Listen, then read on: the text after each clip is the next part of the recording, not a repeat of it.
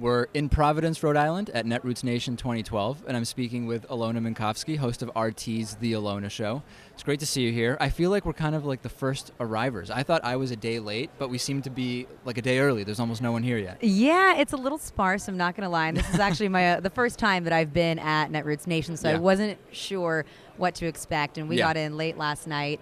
But I hope that the crowds start coming in. I think that the next 2 days it'll probably fill up. I mean, I think it's like a steady rise to maybe Friday night, Saturday morning would be like when things get crazy, my producers take their clothes off, and police authorities are involved. You know, people get put on sex offenders lists, and then things die down after that. So it's like the Friday, Saturday. I only got one producer, so I don't really have anybody to spare. So I just hope that Jenny, doesn't go too crazy. I know. We'll have to hope for it. Let's talk about Wisconsin, because on Monday and Tuesday, I basically said, I don't think this is going to go too well. And part of the reason is that President Obama and Democrats nationally, they kind of were supportive of recalling Scott Walker, but not so much that it really convinced anyone to maybe take action. I mean, I think that if President Obama had been much more active in Wisconsin, maybe it would have been closer to the 3 million voters that voted there in 2008 when Obama won that state by 14 points versus the 2.5 million voters that came out for the recall. What do you think? I mean, could Obama, having been more involved, have swung it? Well, I mean, I think that clearly, there's a lot of political strategizing that went into play with Obama's decision not to really get involved in Wisconsin, because this way, obviously Scott Walker survived, and so the Democrats, the labor unions, suffered a big loss. And, had Obama gone there and then they lost, I guess that would have provided more fodder for the GOP to say that this is more of a referendum on the president, too. And that's what everyone's been saying. But personally, I think it's horrible that the president didn't show up. All he did was he sent a tweet, in under 140 characters. He tried to show his support, and sure, Bill Clinton made it there eventually, but they really kind of just let this one go. And I understand on one hand you don't want to get too involved with certain state politics, but if you're going to be the Democratic president, I guess it's a little different with Obama because his biggest donors, at least in the last election, still were Wall Street banks. But if you're trying to get that union money, which has historically always been behind Democrats, if you're trying to get that union support, then how are these people supposed to feel now? I think that they should feel pretty abandoned by the president. However, the polls do still show that while they kept Walker in power, Wisconsin will vote for Obama. More than likely, yeah, and that would again confirm the positive effect Obama could have had he been more involved. One thing I said on my show yesterday to a lot of people are disheartened and upset, and I said, well, think about this.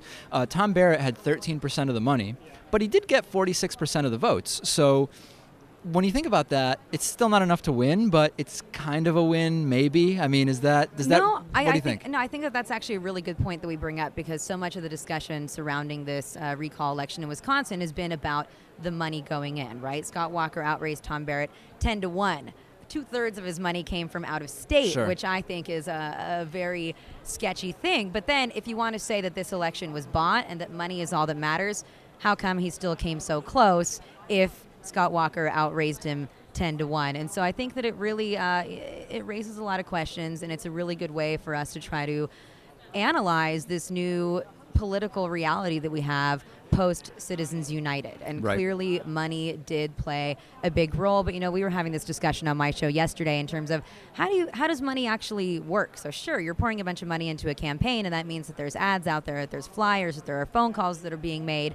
But if voters can be bought so easily, swayed so easily, influenced so easily, what does that really say about voters? Well, the other really fascinating thing was looking at the exit polls. People were asked how legitimate is a recall election, and when you actually look at it, the biggest chunk, 60%, think that recalls are only a legitimate form of democracy when there has been official legal misconduct. In other words, just doing something that really labor unions don't like doesn't qualify. When you have so many of the voters not even believing that it's a legitimate mechanism that created that voting day, it's going to make it a little difficult to have a successful recall.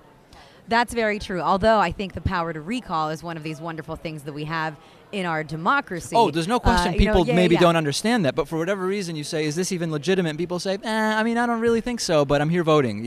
I guess you want, something concrete to look at in terms of whether there was any kind of corruption involved. But, at the same time, like I said, I think that recalls are a great power that the people really have. And sure. you don't want to get stuck with the candidate, right? The whole point is within this representative democracy that we have is not that you vote someone in and then they get to be king for the next 4 years or 6 years or however long they're in office. If you're not happy with their policies, then you should have the ability to recall them. Absolutely. All right. Alyona Minkovski, RT's The Alyona Show. Great to see you. I'll be on Happy Hour on tomorrow's show, right? Yes, am I saying that be right? On the Friday show. Netroots style Happy Hour. All right. We won't have martinis, but we'll come up with something. Excellent. Sounds good.